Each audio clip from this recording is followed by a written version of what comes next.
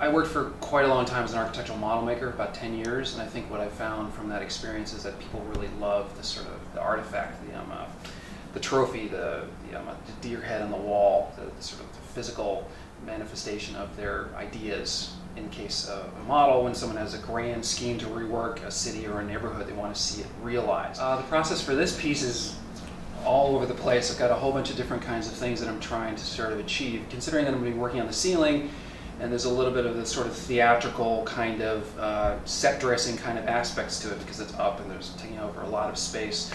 I'm using some sort of fairly simple materials like tissue paper coated with gel medium to create fake seaweed and things like that.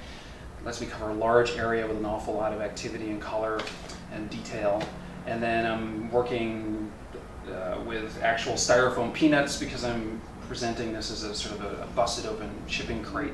The small scale issue is just sort of embedded in the idea. So if I were to do something at a one-to-one scale, it would be a completely different kind of piece. There's nothing wrong with it, just a different purpose. Just like I do drawings not just as another version of a sculpture. I mean, just the fact that you're working on paper in 2 dimensions is a very different kind of animal. It has a different kind of essence and what it can do and what it can't do compared to a sculpture. And it's sort of, so likewise, if you're going to do something at a small scale, the scale itself tells you, is part of the meaning. It's embedded in the object itself and what you're trying to say. What you'll see when you walk into the lobby is that you'll be coming through the revolving doors. Ideally, you'll be getting a sense of that there's something happening above the doors. I'm picturing that this thing all has this sort of epicenter above the revolving doors. And then there's sort of like a strewn out sort of scattering of current swept detritus, like all these pieces of the crate and like the multiples of this monument all covered with barnacles and sort of greenery and seaweed and lots of that sort of like, you know, deep sea muck and stuff like that.